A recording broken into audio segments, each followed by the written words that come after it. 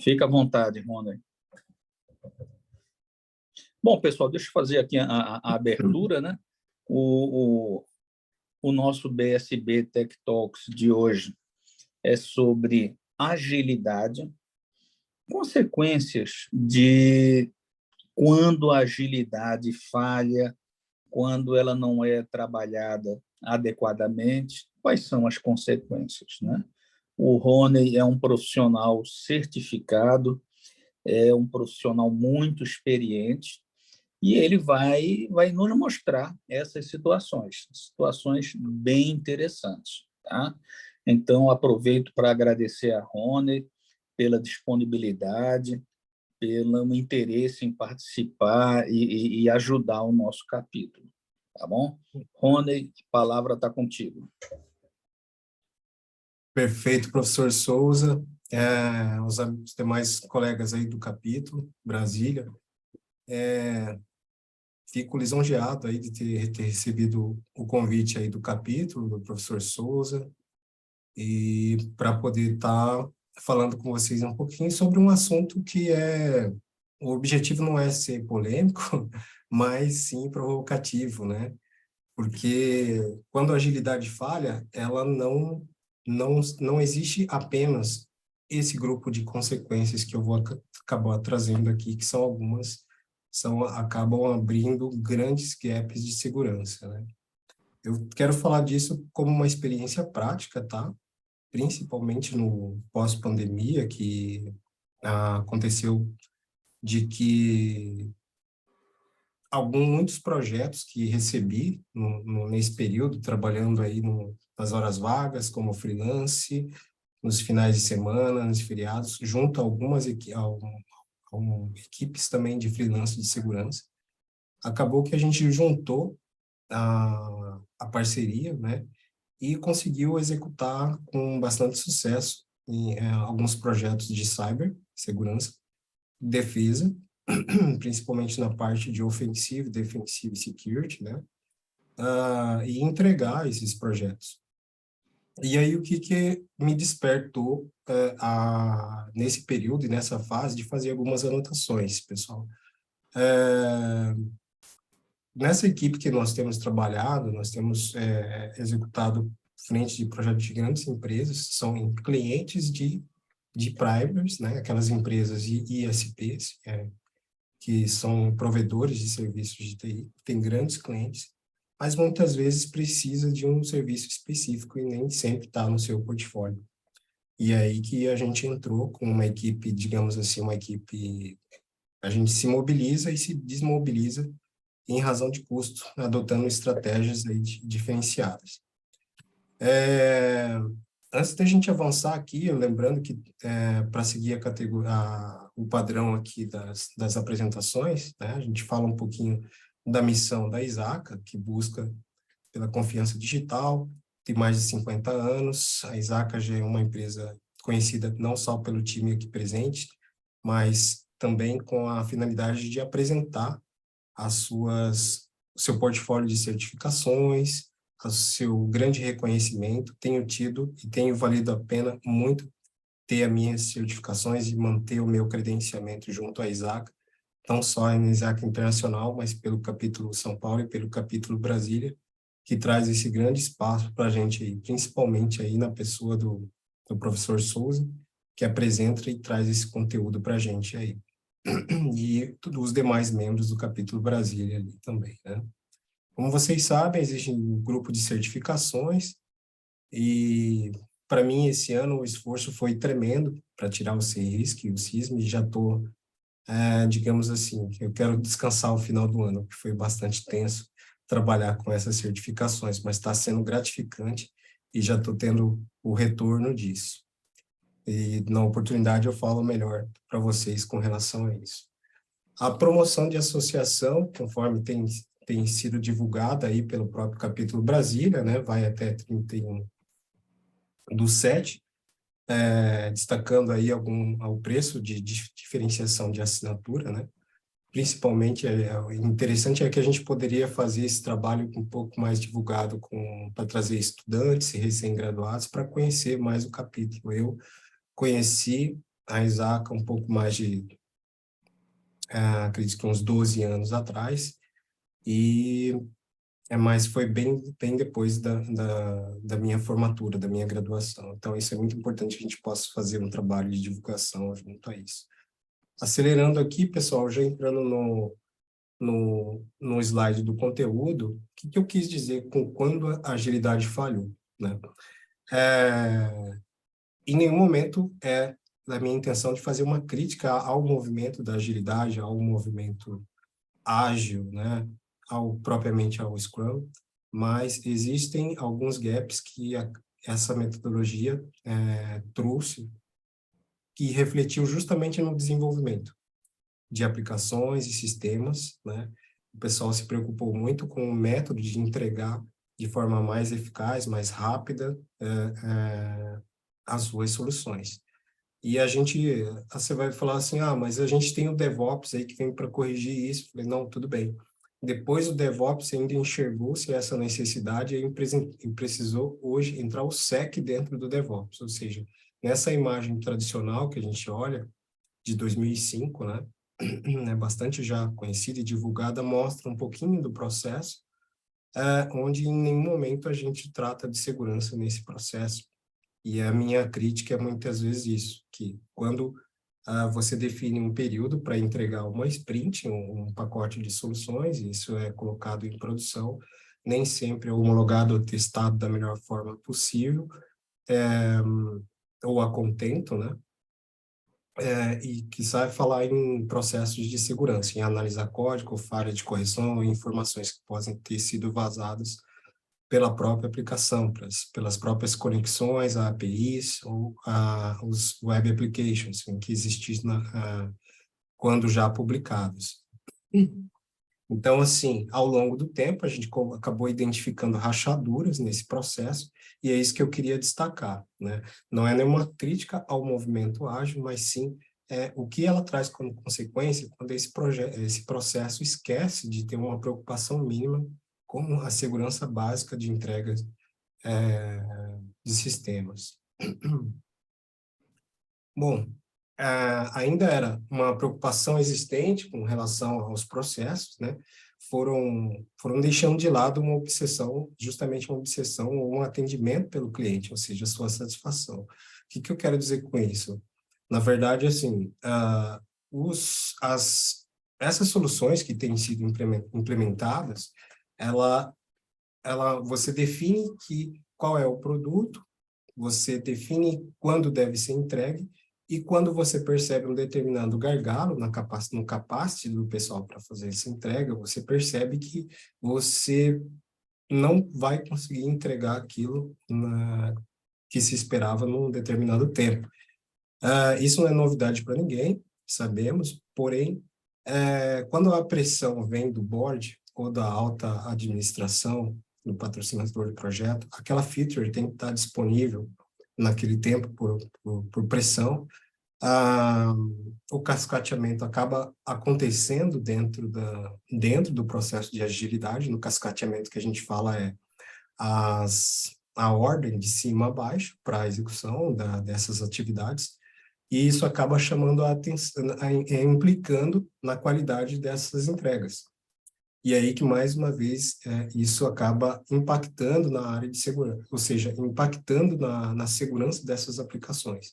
Mais uma vez, nós aí, profissionais de segurança e de governança de TI, temos que vir refazendo parte do trabalho justamente para poder garantir a segurança mínima daquelas atividades, né? Hoje, essas atividades estão aí regidas por LGPD e outras normas, dependendo do país, existem outros padrões que vão estar cobrando um grau de conformidade com relação à segurança dessas aplicações. De novo, quando a agilidade falhou, né? Ou não comparando outras metodologias, mas acaba que essa pressa, essa urgência de se entregar mais e melhor, nem sempre quer dizer que ela sai melhor, né? Você entrega aquilo que é possível dentro de determinado tempo. Existe até aquele livro, né, A Arte de Fazer o Dobro, com o Scrum, A Arte de Fazer o Dobro com metade do tempo, né? É uma literatura bastante difundida aí. Só que isso tem perdido o seu valor, né? Nas condições que a gente tem encontrado cada vez mais. Eu faço isso com base em entrevistas com profissionais do desenvolvimento direto. Tive a oportunidade de trabalhar com grandes profissionais do ramo e ainda estou inserido nesse processo de desenvolvimento, mergulhado nesse ambiente. E aí é muito importante trazer o sentimento dessas pessoas que falam com relação a metodologias ágeis. É muito bonito, existe lá o Agile Coach, né? Com as suas sprints, com as suas, ou Agile Master, eu, sinceramente, eu nem sei definir exatamente qual é o papel dessas pessoas, uma definição adequada disso, mas o que a gente percebe é que há uma, uma série apontada por Deus para viver uma daquelas histórias que mal conseguimos colocar em palavras. Alguns acreditam. Um áudio aberto aí, não sei se. É preciso sempre saber. Se puser dar uma mão aí, Souza, o áudio. Então, onde eu vinha falando aqui, pessoal, que justamente a gente precisa ter uma atenção especial na célula do desenvolvimento, quando a gente vê o Agile Coach, falar sobre agilidade e trazer as ações, as cerimônias, que são importantes. É muito importante valorizar esse entendimento, mas na prática, quando o board decide que aquela funcionalidade precisa estar pronta em 15 dias, isso interfere diretamente em todo o planejamento. É muito comum e é necessário uma grande maturidade para se tratar situações diferentes com isso, porque existe a grande probabilidade de desmotivação de pessoal. Perdão. Mas não só falando sobre desmotivação e impacto direto no planejamento, pessoal, quando a agilidade falhou, nos dias atuais, eu destaco aqui as consequências com o passar do tempo, que é a atualização tecnológica ou a falta dela, porque, por que me pareça, nesse período que pós-pandemia, ou da pandemia para cá, eu pude atuar em alguns projetos e identifiquei grandes corporações, tá? Claro que por questões éticas, a gente não pode citar nomes, mas grandes corporações com grandes fragilidades no segmento de segurança, em razão das suas aplicações que foram desenvolvidas internamente ou até mesmo por terceiros, tá? Então, ficou muito evidente durante esse trabalho de consultoria que eu pude fazer, e queria comentar com vocês, dividir, né? Que, assim, muitas das vezes, essas empresas, eu tive que lidar em algumas reuniões com pessoas, mas a gente tem um time ágil, a gente usa Scrum, nós utilizamos aqui metodologias ágeis para o desenvolvimento de nossas aplicações. Eu falei assim, cara, não precisou a gente utilizar métodos avançados de cibersegurança para poder identificar falhas na tua aplicação.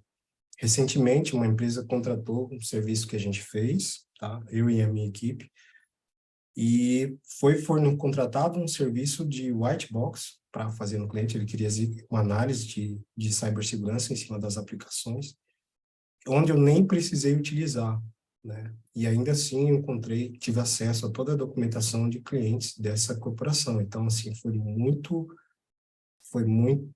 impactante o resultado, porque nem precisamos usar acessos autenticados. Mais uma vez, eu estive presente numa reunião de entrega, onde o próprio cliente vai, como que isso aconteceu se nós temos um movimento ágil dentro da empresa?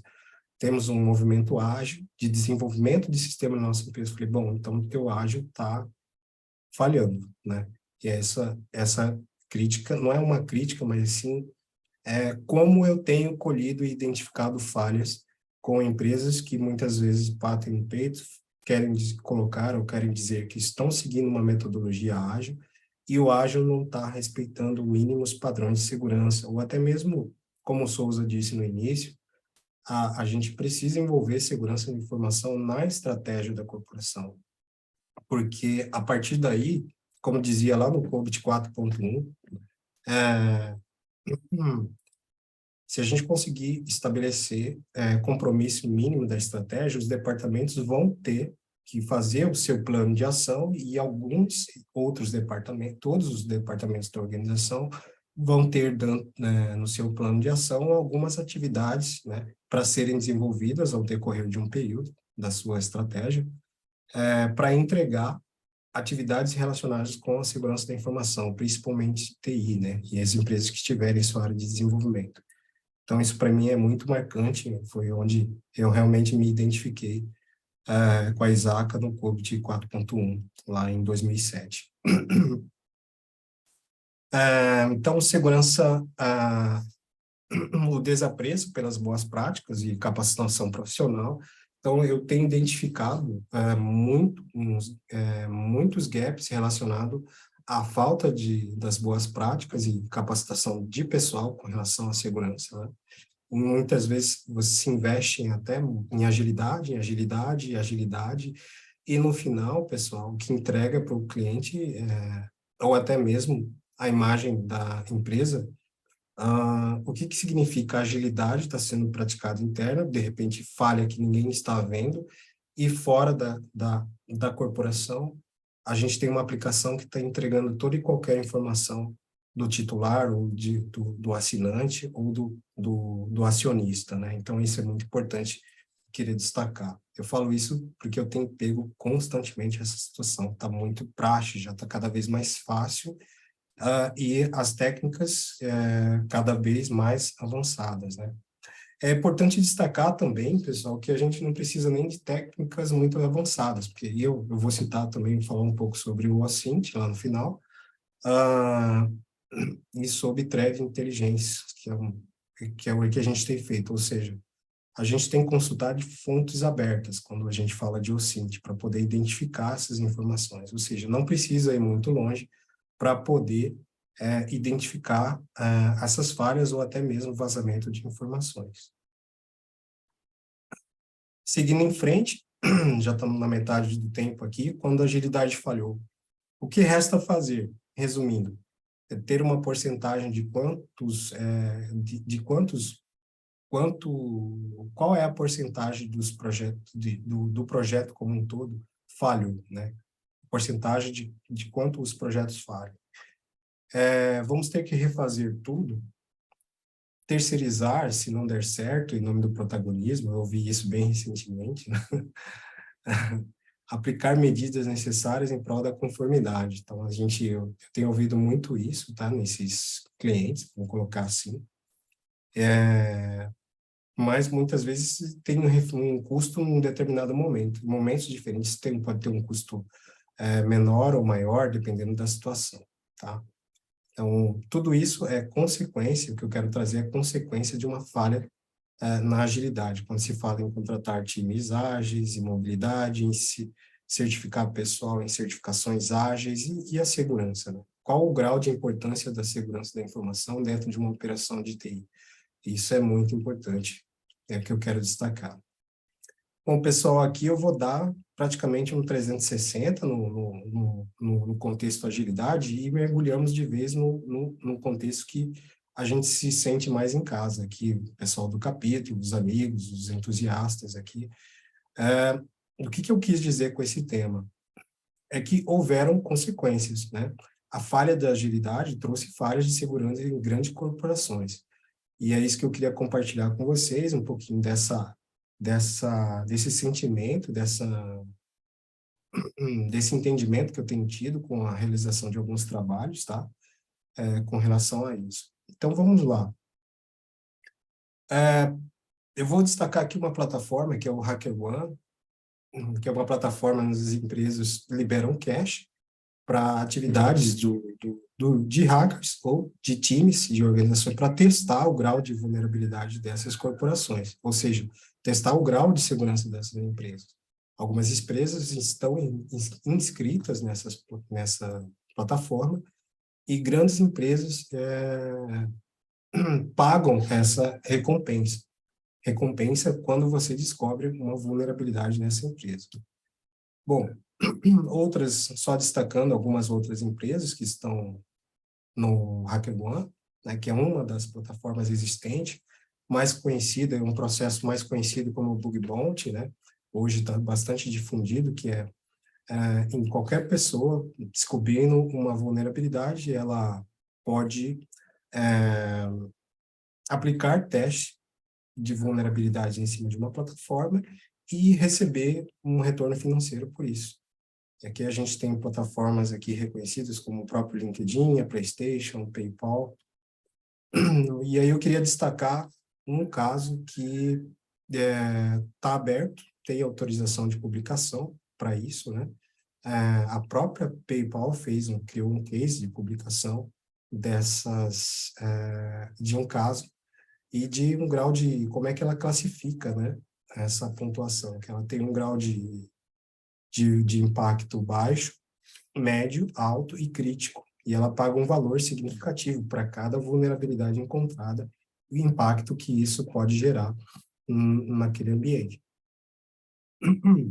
Aí a gente vai partir para um contexto aqui, publicando aqui alguns valores que já foram reconhecidamente divulgados no mercado, já foram premiações pagas pelo próprio PayPal, e ela divulga também a falha que foi identificada, ela divulga essa falha, para que as comunidades técnicas, inclusive, possam fazer estudos, né, dessa prática, em cima dessas vulnerabilidades, e que a gente percebe que, apesar de existir a vulnerabilidade, ainda que publicada, quando que ela vai ser corrigida em uma determinada aplicação? Isso não está válido exclusivamente para o PayPal. Isso pode ser corrigido, são ferramentas que são partes de código que também são utilizados, né? Partes de soluções, de problemas em frameworks ou até em linguagens, problemas em banco de dados que podem estar vulneráveis em operações próximas a nós.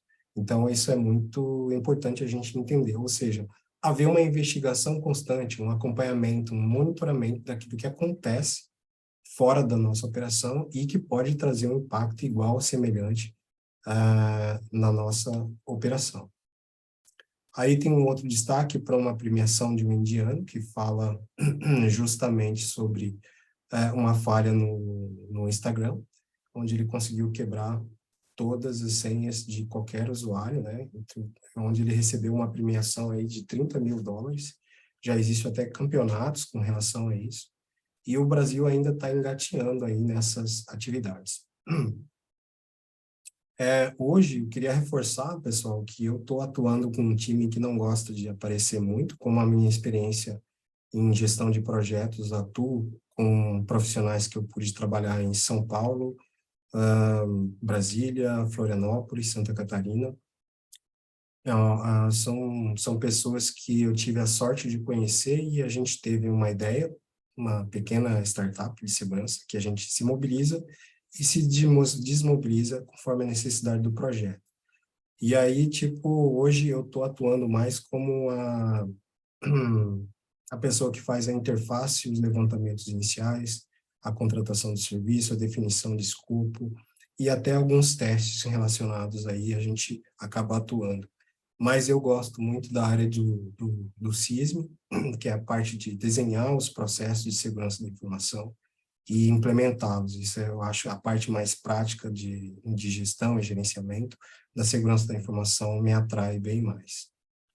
Bom, para dar um tempo para a gente poder discutir um pouco e deixar um tempo para a gente discutir, se uma pequena reflexão que se até mesmo o PayPal e o Instagram não estão seguros com relação a ter suas contas hackeadas, né, que dirá uma empresa que não tem um orçamento para investir em segurança.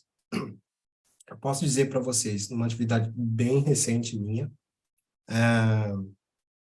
a gente estava desenvolvendo, eu participei até hoje de uma equipe que desenvolvia um sistema para diversos diretórios aí no Brasil e identifiquei graves vulnerabilidades de segurança da informação. Mas entende-se que qual é a importância que a empresa deu para isso? Então, assim, a gente percebe que eu, como pessoa, como colaborador, até o momento daquele projeto, percebi que não da diretoria direta que eu participava, mas do próprio patrocinador, ou seja, daquilo que o Souza falou no início, não esteve, enquanto na estratégia, no desenvolvimento desse grande projeto, a preocupação com segurança. E ainda não teve. E ainda, ou seja, atualmente esse grande sistema ainda se encontra em risco. Então, assim, é muito importante que continuamos esse trabalho de massificação, de difusão da segurança da informação dentro das corporações, seja no ambiente público, no ambiente privado, no ambiente misto. A gente enxerga isso, existem as dificuldades, muitas empresas públicas estão adotando o modelo de agilidade, e isso tem trazido sérios impactos para essas operações. E aí, como colocar, né, aproveitar o momento e o espaço também, eu estou anunciando em primeira mão aqui no BSB Talk, tá, pessoal, que eu estou gerenciando um time de Offensive e Defensive Security, atuando com serviços de segurança de aplicações web, tá? Tem parte do time são especialistas e integrantes do ASP Brasil, o ASP Internacional também. Já tem feito entrega de serviços aí em operações na própria Udemy, em operações de bancos, tá? A gente tem feito em parcerias com outras primers aí do Brasil, que são empresas que já têm os seus clientes e tem chamado, a gente tem trazido uma grande satisfação, e temos tido alguns clientes diretos também por indicação, e isso está sendo muito legal, tá? E principalmente em auditoria também na parte de aplicações WASP, usando metodologia WASP, e rede interna OSTM, né? Principalmente tratando aí escalonamento de privilégios quando você está dentro da rede interna e para poder se resguardar do famoso ransomware que tem tirado o sono de muitos CEO aqui no Brasil. Pessoal, a estratégia desse pequeno negócio que eu venho anunciar aqui para vocês também, é que ela trabalha com um escopo muito bem definido, planejado, e um time enxuto, tá? De forma que a gente possa executar um orçamento que fique bom para ambas as partes. Eu tenho percebido que esse serviço ele não é só negligenciado por uma questão de priorização, é uma questão também financeira das empresas. Então, eu vou estar aberto, tá? Via Souza, via indicação do capítulo Brasília, como membro da ISACA também, recém-certificado CRISC, tá? CISM também. Estou muito feliz com as minhas certificações esse ano. Atingi as minhas metas pessoais com relação a isso. E aí eu queria queria agradecer o tempo de vocês e poder estar compartilhando um pouco dessas informações que eu tenho colhido aí nesses últimos meses, né? Aliás, posso dizer até que da pandemia para cá, tá? E tenho conseguido aí a satisfação de 100% dos clientes que temos atendido, e isso tem sido bem bacana, tá? De repente, há uma estratégia, né, de realmente criar uma pequena empresa, uma startup relacionada à segurança, não para competir, mas para, de repente, colocar uns serviços que a gente possa atender os amigos da ISACA também, aqui do capítulo e por indicação de vocês também, tá? Temos praticado aí as atividades de ethical hacker, pentest em aplicações web, metodologias OSTM também para rede interna, implementação da 27001 e análise de maturidade e capacidade de performance de TI, que é uma nomenclatura bem mais conhecida dos amigos aqui. Bom, queria agradecer o time de vocês, estou fechando aqui o meu time em 28 minutos, mas se a gente tiver um tempo para trocar ideia aí, Souza, não, perfeito. Abertos aí, tá? Não, agradecer a você, Rony, pela apresentação, informações muito valiosas, gostei muito, tá? Então, tivemos uma apresentação com um profissional muito experiente, um profissional que tem feito aí as certificações da ISACA com muita coragem. Eu sei que não é fácil, E você, Rony, realmente é uma pessoa corajosa, viu? Parabéns. Bom, então, gente, eu deixo aberta a palavra, né, para vocês comentarem, fazerem perguntas. Vamos aproveitar o tempo do Rony conosco.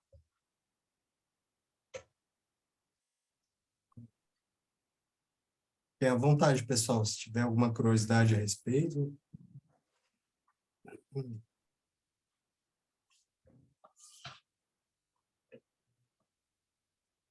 Eu acho que o tema ele também não é tão desconhecido, né, Souza, do ambiente de todos.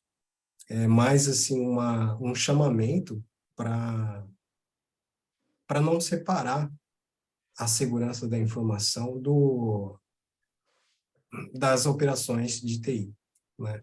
Principalmente as operações que demandam desenvolvimento de software, e não tem aquele recurso suficiente para monitoramento, né, dessas vulnerabilidades. Uma coisa é você tratar com uma empresa, um órgão público que tem apenas uma caixinha lá, um Fortinet da vida, fazendo o front-end de segurança. Outra coisa é uma corporação, isso falando como o AF, né? Outra coisa é quando você tem um key radar da IBM rodando dentro da corporação com uma unidade inteira de segurança monitorando todas as probabilidades de riscos dessa operação. Ou seja, o key radar, que é uma operação, uma ferramenta, uma solução da IBM, trazendo uma funcionalidade de segurança, um aviso de vulnerabilidade para que seja corrigida pelo pessoal de TI. Então, assim, é um pessoal de compliance agindo em cima da TI para poder corrigir uma vulnerabilidade identificada, né? Isso é bem importante. Acho que algum colega levantou a mão. Sim, o Thiago. Boa noite, João. Boa noite aí, o palestrante. Parabéns aí pela palestra. Assim, a pergunta é a seguinte: no caso de fazer esse levantamento da maturidade que o pessoal para realizar os projetos, né? Foi colocado, por exemplo, aí que às vezes a questão de ser ágil não deve ser rápido, né? Porque às vezes se coloca lá em produção e tem que fazer umas correções. O que você tem percebido e visto em relação à questão das empresas, né, em relação a isso, observar e iniciar de forma correta, né? Tendo essa ideia de que o ágil não quer dizer de ser rápido, né? Para não ter essas correções, né, posterior, porque na verdade gera retrabalho, gera mais custo, mais tempo, hora homem, por exemplo. O que você tem visto em relação aos projetos? Tiago, até onde eu posso colaborar, eu não sou um especialista em agilidade, esses conceitos ágeis. Eu sei aquilo que é difundido pela própria metodologia e por trabalhar com amigos que têm mais experiência com esse conceito de agilidade. Permita-me fazer uma pequena melhoria na colocação, até mesmo ajuste na minha fala, se for necessário, é que, assim, ser ágil não é ser rápido, né? Não é ser mais rápido. Eu prefiro dizer que acho que pelo que eu entendo de agilidade, tá? Para mim, eu prefiro usar outros termos, em vez de agilidade, é ser mais eficiente, ser mais eficaz, né? Agora, o ser ágil por si só é utilizar as cerimônias de forma que tragam resultado de fato. O que eu percebo nas operações é que os próprios arquitetos e desenvolvedores eles estão muito cheios de ficar em reuniões, em cerimônias, e gastar o tempo deles que eles poderiam estar codando e trabalhar um pouco mais na entrega dele. Que é a coisa que mais tenho escutado, eu falo isso como título de pesquisa e estudo de fato, tá? Como eu sento diretamente com os devs ou com o desenvolvedor, muitas vezes o que eu recebo, a devolutiva dessa pesquisa, é algo do tipo que são reuniões para falar de reuniões para marcar a próxima reunião. E a próxima reunião já é cobrada a entrega daquele produto. Só que metade do tempo que o dev ia para trabalhar naquela sprint, ele gastou fazendo reunião. Então, assim, no meu ponto de vista, isso não é ser ágil, tá? Então, a gente tira essa questão de rapidez, porque eu acho que ser ágil não é ser mais rápido. Eu acho que ser ágil é a pessoa ser madura para entender que ela tem uma tarefa, que ela tem um determinado tempo para cumprir, né? Ruim é quando você fica tendo que rememorizar as pessoas a todo momento, está cobrando as atividades, né? Cobrando as atividades que você tem um time para cumprir e chega no final da sprint e você não entrega. E você pergunta para o grupo de desenvolvedores e pela equipe responsável por que aquela atividade não ficou pronta. Bom, quando se trata de codar, fazendo até um papel de defesa do desenvolvedor, cara, não é uma atividade assim, simplesmente basta da vontade da pessoa fazer e criar, né? É uma atividade que exige criatividade, exige técnica, exige tempo, conhecimento. Muitas das vezes, uma funcionalidade que pode parecer simples, pela complexidade do ambiente e do código, ela se torna complexa muito facilmente, né? Ou pode aquela funcionalidade quebrar o funcionamento de outra tela, vamos dizer assim. Então, essa questão de rapidez, ser ágil, rapidez, eu acho que ela não, na minha opinião, tá? Ela não é uniforme, ela não se une. Ela acaba sendo mais prejudicial em fazer as coisas com rapidez do que fazer as coisas com excelência. Então, resumindo, no meu contexto, tá? Eu chamo a atenção para as consequências que a falha da agilidade traz. E como me coloco como um estudioso da área de segurança, as consequências são de alto impacto. Tá? Então, assim, se o pessoal do ágil não passar a ter uma preocupação com o método e o resultado com que eles estão trabalhando, vamos lembrar que o Scrum vem lá dos anos 90, né? E muita coisa mudou de lá para cá.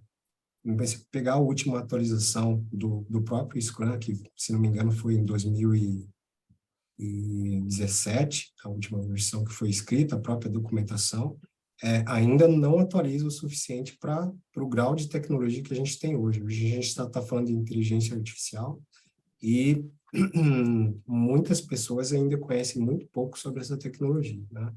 Então, o que eu posso estar citando para você? Como resolução eu não tenho uma resolução para o ágil. Eu acho que tem que haver mais comunicação, mais troca de experiências dentro do time e uma preocupação séria com segurança da informação, porque muitas das vezes essa interferência direta no ágil ou a cobrança pelo próprio ágil, né, de ser ágil, e muitas vezes ser ágil, que é um movimento ágil? O cara vai lá, abre o Gira, ou abre um Azure DevOps da vida, você mostra lá todas as atividades que você tem que fazer e faz a cobrança. Isso é ser ágil? Isso, de fato, eu não acho que isso é ser ágil, tá? No meu ponto de vista. E quando, na minha percepção, isso está prejudicial para as pessoas que convivem nessa célula de desenvolvimento, a consequência é certa, que é problemas na segurança. Tá? Pelo menos é uma das consequências que eu posso afirmar que tenho recebido com grande frequência. Souza? Bom, Rony, é uma dúvida que eu tenho, tá? Há algum tempo eu fiz um trabalho com relação a desenvolvimento seguro de software. Achei muito material, achei muitos exemplos.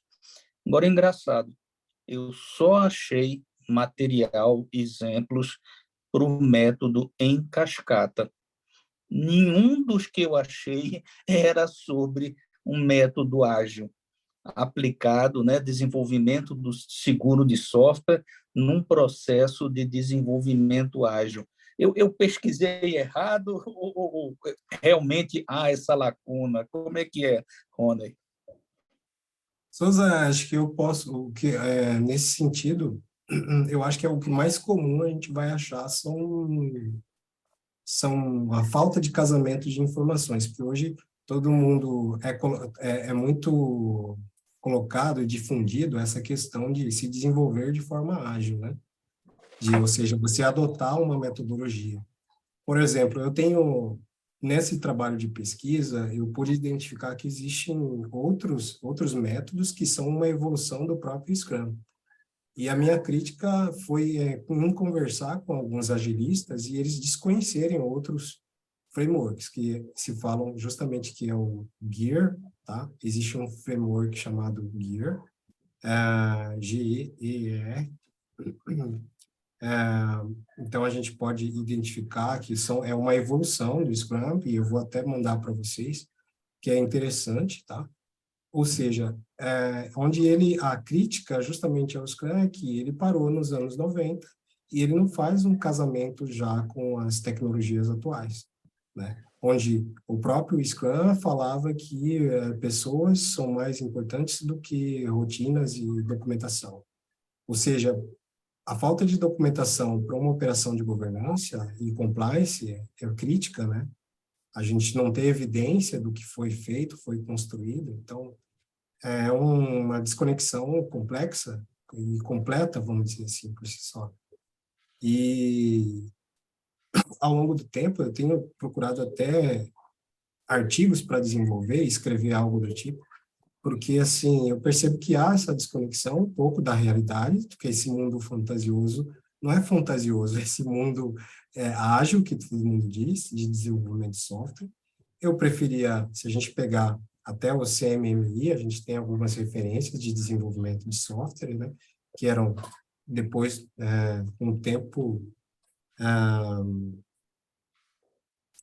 firmou-se muito, tem até uma versão brasileira me fugiu o nome, acho que é o MPSBR, alguma coisa assim, do CMMI, onde se falava de desenvolvimento de software. E aí também é uma coisa um pouco ultrapassada.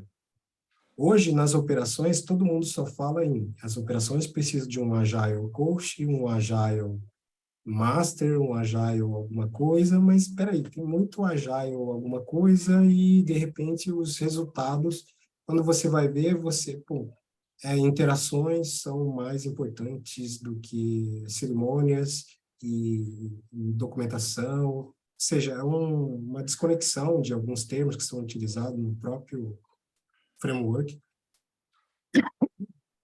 e me espanta às vezes. E aí, mais uma vez, eu insisto na tecla, consequências da falha da agilidade, falha no desenvolvimento de software, só tem uma das graves consequências falhas de segurança da informação. Porque, olha só, Rony, eu tive duas experiências interessantes com equipe de desenvolvimento ágil que rejeitavam gestão. Souza, não vem com esse papo de gestão para aqui, não. Não vem. A gente não quer, a gente acha que isso só vai atrapalhar, a gente precisa entregar. Exato. E olha, duas empresas grandes, um grande banco. Fiquei chocado. Então, a preocupação de segurança não vai ter, porque a preocupação de segurança vai atrasar o processo deles. Exato. Eles rejeitavam. Falei, gente, precisa medir alguns indicadores aqui. Não vai medir nada. De jeito nenhum. Caramba! Como é que eu vou falar de segurança para um pessoal desse, Rony? A última referência que eu vi sobre desenvolvimento seguro de software, na própria documentação da ISACA, foi no Code 4.1, e a gente utilizava, assim, eu tentava utilizar aquilo ao máximo para falar, gente, aqui não está dizendo que a gente não pode usar a documentação, a gente precisa desenvolver sistema, mas a gente tem que desenvolver com o mínimo de segurança. Existe aqui a privacidade dos dados. Isso, lá em 2010, eu estava numa operação onde eu trabalhei com uma operação onde era uma operadora de plano de saúde. Então, assim, informações críticas do histórico médico das pessoas, né? E o sistema nosso tinha diversas falhas de segurança. Não se adotava uma metodologia ágil para isso, não se adotava, mas havia uma preocupação com com a qualidade da entrega.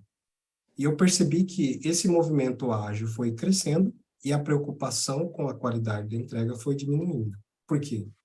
A entrega não significa que ela precisa ser funcional, ela precisa ser entregue a qualquer custo do tempo, porque isso vai dar mais... Depois a gente registra um bug e faz a correção.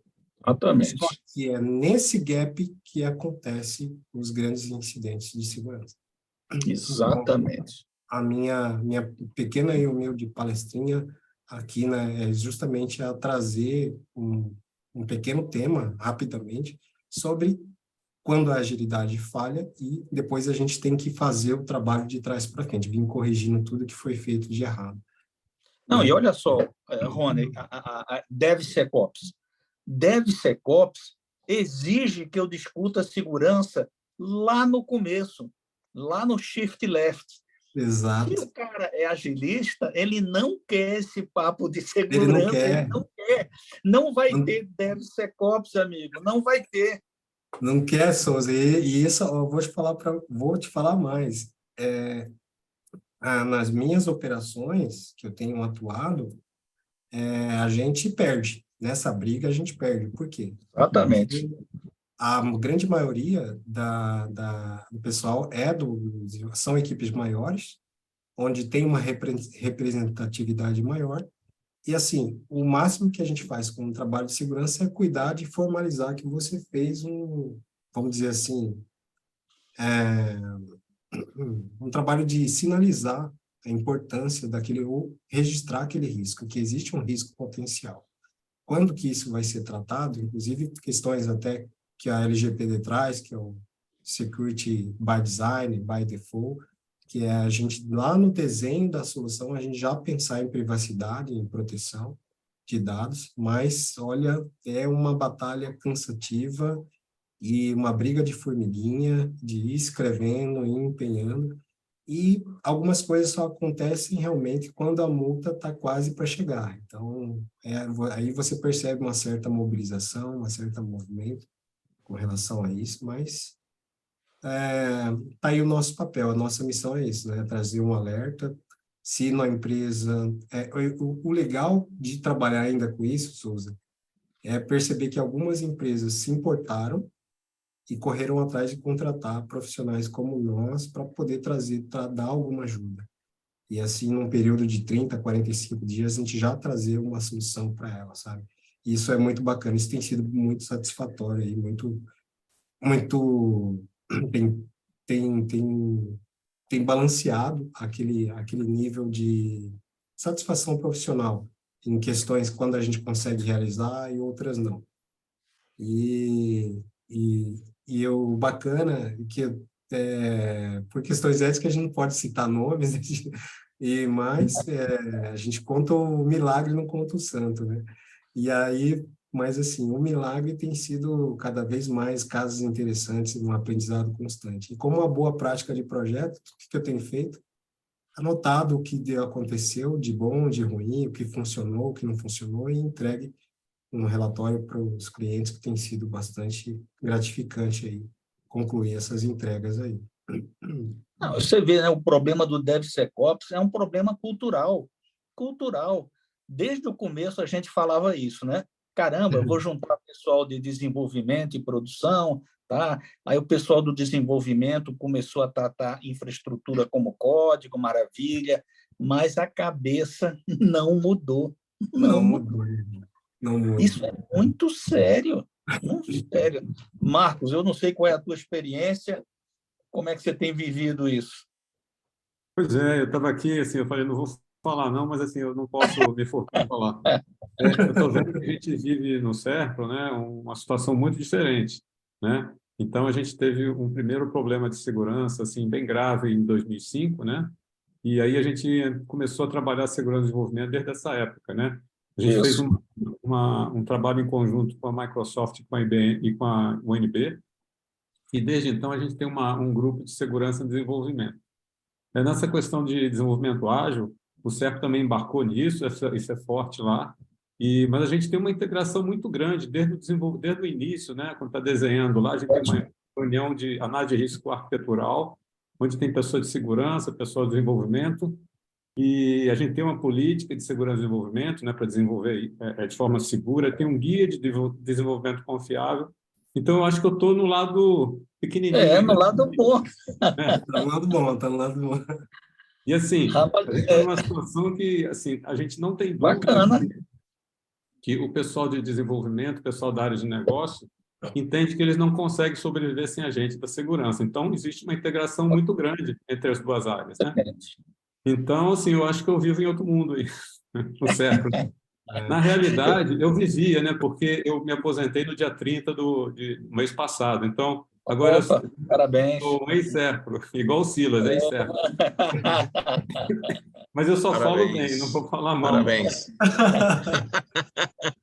Mas aí, Marcos, o que eu queria chamar um pouco a atenção é assim, tipo, eu tenho tido a oportunidade de se passar por diferentes cenários. Eu tenho uma grande proximidade com alguns públicos aqui no estado de Mato Grosso do Sul, e inclusive aqui no Ministério Público de Mato Grosso do Sul e Tribunal de Justiça, foi um período desde 2010 até 2015, a gente levou fortemente teve um movimento aí de governança.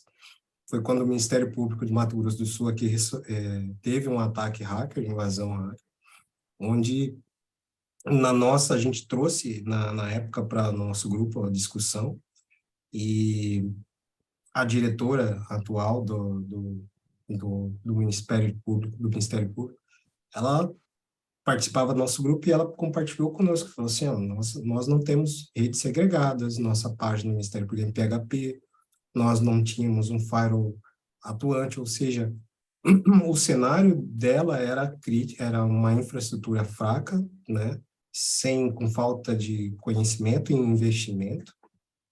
Depois daquele ano, muita coisa mudou com a ajuda de alguns promotores, embargadores, o pessoal do próprio órgão lá conseguiu investimento para isso, houve um crescimento, investimento que hoje eles têm Palo Alto, Faro, tem PNAS, então tem muito equipamento moderno e pessoal capacitado. Houve contratação, recursos, contratação de pessoal com cargos de confiança, uma equipe fortemente especializada na parte de segurança também, está falando lá, e contratação de empresas para fornecimento de serviço. Aí, o que eu vejo, assim, atuando um pouco, né, nessa minha trajetória, eu pude identificar em diferentes cenários do setor público e privado que muita coisa está ligada também com relação ao orçamento que você tem para executar, né? E aí, quando você não tem uma estrutura grande como o da SERPRO, ou uma estrutura muito menor, como eu pude trabalhar aqui junto também do pessoal do Tribunal Regional Eleitoral, então, a gente, como capítulo estadual, vamos dizer assim, um capítulo de amigos de TI, de gerente de TI, gerente de projetos, a gente trabalhava trocando ideias, experiência e o que a gente podia fazer para ajudar.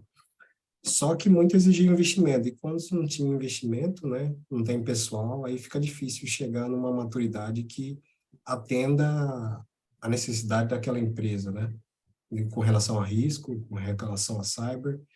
E aí vem esse movimento ágil que traz aí um monte de problema, vem trazer serviço para a área de governança, a área de cyber corrigir depois. Então, eu acho assim, eu estou corrigindo desculpa a expressão, mas muita cagada que a galera do ágil tem feito na operação, e que a gente tem que refazer o trabalho dos caras depois, sabe?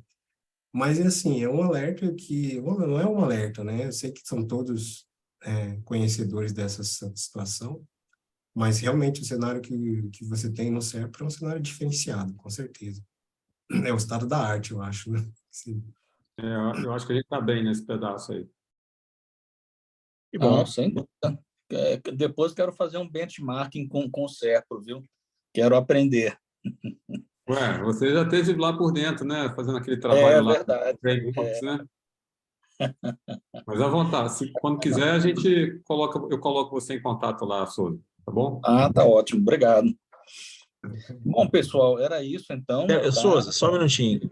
À vontade. O Cristiano já tem quase uns 20 minutos, 20, 25 minutos. Uma pergunta aqui pelo chat aqui. Rony, quais problemas podem surgir na aplicação do ágil fora da TI, em sua opinião? Pode repetir, Marcelo, por favor?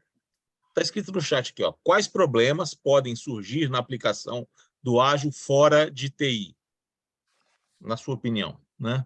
Você quer explicar aí, Cristiano, o seu questionamento?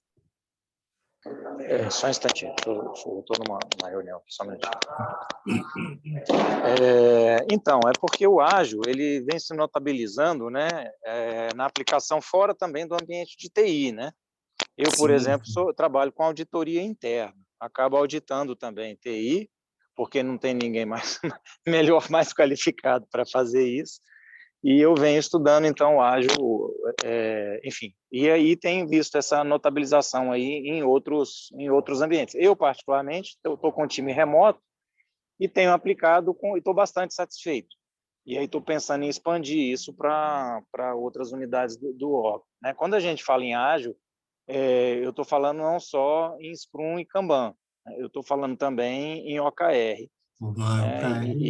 Em OKR, porque na área, o Souza falava ali em nível estratégico. O OKR se encaixa melhor. O que acontece? O pessoal usou muito no serviço público, até hoje usa o Balanced Scorecard, né? Uma coisa assim meio que virou panaceia lá nos anos 90, 2000, etc., mas todo mundo ainda usa. E eu percebo que não resolveu. E com o OKR eu vi que talvez... Por quê? Porque um dos grandes problemas da estratégia é chegar no chão de fábrica, né? E o ágil exatamente tem a comunicação como uma de suas premissas, né? Então, os rituais que você trouxe para nós aqui, me chamou bastante atenção, que acabam sendo pro forma, né? E o pessoal acaba se cansando, na realidade ele vem solucionar problema de comunicação interna, de conexão ali, né, entre o estratégico, tático e operacional.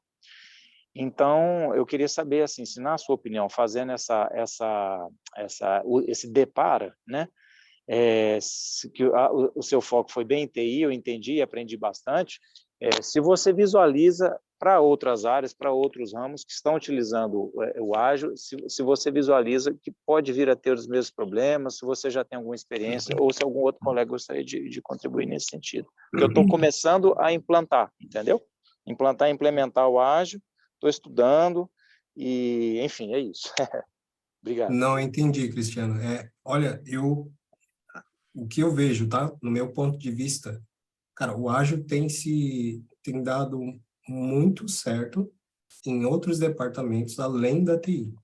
Ele tem dado muito certo com relação às estruturas de Kanban, OKR principalmente. Tem um case bem legal que é a Sabrina, atual diretora do amiga minha, participou acabou de lançar um livro, tá, sobre a OKR dentro de instituições públicas, aqui do Ministério Público de Mato Grosso do Sul. Pode até procurar. Eu acompanhei. Ela, inclusive, trouxe recentemente uma apresentação, um camarada lá da Inglaterra, né?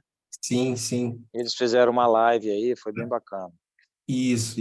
Então, assim, ela lançou recentemente um livro bastante estudiosa e dedicada com o tema. Aí, o que acontece? Eu vejo que o sucesso do ágil e as novas metodologias, os novos métodos ágeis, isso eu posso citar também o OKR, eles estão fazendo sucesso além da TI. O que eu trouxe nesse momento são os impactos que, quando a agilidade falhou, trouxe para a TI, né? Então, assim, agora eu tenho visto os métodos ágeis crescerem para além de RH, a parte de gestão de processos, a parte de gestão estratégica. O OKR tem se encaixado bastante. Métodos mais simples, até de gestão à vista, como outros departamentos têm adotado, e no ambiente em que eu trabalho, tem feito bastante impacto dentro do sistema S, é muito publicado. Agora, nas operações de TI, é muito rudimentar, é muito difícil a comunicação, não sei se pela cultura, não sei definir se pela cultura, se pela falta de importância, se pela falta de orçamento precisa se priorizar algumas coisas, sabe, Cristiano? Mas o que eu posso dizer? Na minha opinião, o ágil ele tem sido bom e tem se expandido para além da TI. Na TI existe essa consequência. Eu testemunho, é um testemunho que eu faço por ter feito um estudo, até ter feito um estudo diretamente sobre isso, né?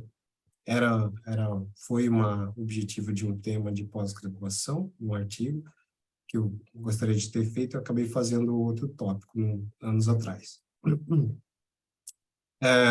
Mas eu vejo que não, nas outras áreas isso não trouxe nenhum problema, nenhuma implicação, pelo menos que eu conhecesse ou tivesse acesso, tá?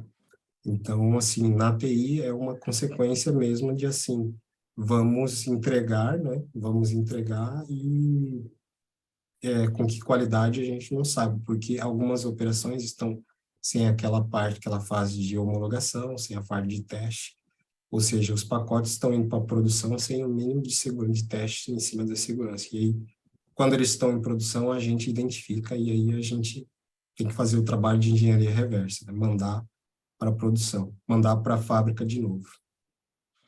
Beleza. Bom, gente, você acha... agora só mais uma perguntinha. Não, diga, tá bom. Marcelo. Pode falar. Não, eu ia perguntar só se eventualmente poderia ser uma falha de formação do Scrum Master, na sua opinião, assim, é aquilo que a gente conversava antes, né, sobre o papiro, né, pessoa HBC, horas bunda cadeira, né, não é só hora de desenvolvimento, o cara tem que desenvolver outras habilidades também, né, habilidades de gestão, né? Não é só código, né. Cristiano, eu sou muito entusiasta do 4.1, sabe? Eu gosto muito, porque foi onde eu aprendi. E eu aprendi muito, assim, o modelo waterfall, desdobramento em cascata dos objetivos estratégicos de TI. Então, assim, eu levo aquilo para tudo, sabe? Mesmo, até para a parte de gestão, onde ensinava muito bem, né, Souza? Então, assim, eu sou muito fã do 4.1 até hoje. Tipo, claro, 2019 é estado da arte, mas me ensinou muito esse período, sabe? Essa falta de desdobramento. E me chamou muito o que você falou, é que lá no Scrum, eles deveriam ter saído daquele mundo e ter desdobrado um pouco mais aquelas atividades e, de repente, chegar um pouco em gestão ou se preocupar com segurança, né? Não sei se é impressão minha, mas pelo que você coloca, me parece que está faltando a gestão de risco, né? Ou seja, se você vai abordar, vai adotar uma postura ágil e esquece um monte de coisa achando que tudo é burocracia, que tudo é excesso de gestão, você não está trabalhando o risco, porque veja a coisa explodir lá na ponta, né? E talvez se a gente comparar com a questão, por exemplo, do custo de correção de erros de software, aquele famoso gráfico tridimensional que, na medida em que você vai andando nas fases, você aumenta exponencialmente o custo para correção. Eu acho que a correção de bugs, de erros, de falhas de segurança vai se assemelhar a isso. Logo, o custo vai lá em cima, ou seja, você é ágil, mas você coloca a organização em risco e o custo seu de solução da vulnerabilidade deve ser altíssimo. Eu não sei se existe algum estudo, alguma coisa assim. Você já viu algo assim? Marcelo, foi muito bem-vinda a tua colocação. Eu queria compartilhar que nesse período que eu fiz esse estudo, tá? No momento não foi só para a parte de segurança, mas eu tive que desenvolver um estudo que foi um pedido do meu diretor, que foi o seguinte: ele falou assim, identifica qual é o custo. A gente tinha uma operação própria e uma operação numa terceirizada em uma fábrica de software, né? Então, perceba que a gente está tendo muito bug a cada sprint.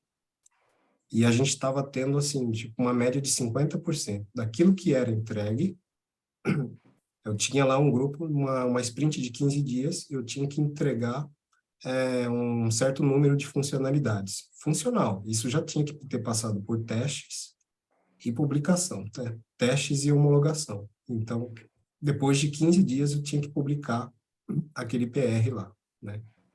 E aí, a operação tinha que publicar.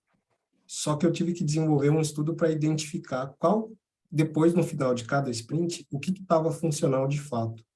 E o quanto que isso virava retrabalho, ou seja, ou a gente devolvia metade do serviço para a fábrica, voltava porque não passava na produção, porque tinha passado por homologação de alguma forma, ninguém sabe como, mas na operação deu pau. E a gente chegou numa decisão denominadora. Eu falei, olha, eu cheguei aqui numa verdade que tudo que está sendo entregue pela pressão da agilidade que está se cobrando, ser ágil, né, no desenvolvimento de software, a gente está tendo aqui 50% da entrega que está voltando com pau, está tendo muita reclamação do cliente final. Então, a gente está tendo um retrabalho de reprogramação, de mandar para a fábrica e até mesmo para a nossa operação. E isso ia aumentando, ia cascateando, isso ia virando uma bola de neve, porque você tinha que trabalhar com desenvolvimento de novas funcionalidades ainda com correção de bug. O que tinha que se fazer? Os agilistas chegaram, vamos dividir os times em times menores, para tratar bug, correções, erros de software ou de configuração de ambiente de infra e tal. Cara, não teve... Isso passou 2 anos e meio, tá? Não houve uma melhora significativa porque não teve como solucionar esse problema. Essa bola... o convencimento partiu para insistir com o cliente final para diminuir o número de demandas e pedir mais prazo para entregar as funcionalidades. Porque o capacity de todo o time de desenvolvimento não conseguia entregar aquilo que era necessário dentro do tempo. Só que o que acontece? Aquela velha história, o Scrum veio, né, para falar que você tem que entregar mais com a metade do tempo que você tem. Isso, desculpa a expressão, mas virou uma falácia que não se tornou uma realidade nas operações atuais, pelo menos as próximas a mim. Então, assim,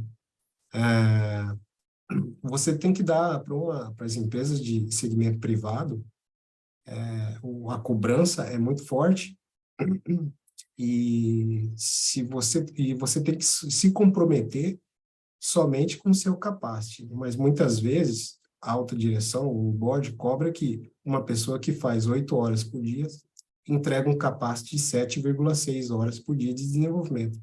Isso não é uma realidade. Tá? Nesse estudo, eu pude identificar que os desenvolvedores, código útil, nesse período de 2 anos, ele conseguiu trabalhar 4 horas por dia, num período de 8 horas. Tá? Então, como aumentar a produtividade? A gente percebeu que depois da pandemia, essa produtividade aumentou de 4 para até 6 horas de produtividade de código útil funcional. Tá? Então, esse daí é até um estudo que eu quero falar um pouco, né? Porque algumas empresas querem escrever um pouco melhor sobre isso, um artigo, quem sabe, e falar que depois da pandemia, a produtividade do desenvolvimento, as pessoas trabalhando em home office, passaram a produzir mais, mas algumas pesquisas, outras apontam que algumas empresas estão voltando a cobrar que os funcionários trabalhem presencialmente, né?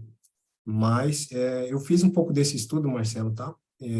De poder para poder responder à minha diretoria que o nosso time produzia X em um determinado tempo, e qual que seria a solução que a gente deu? Eu falei, ou a gente se compromete com uma entrega menor, que a gente possa entregar e fazer todo o processo como ele foi planejado para ser feito.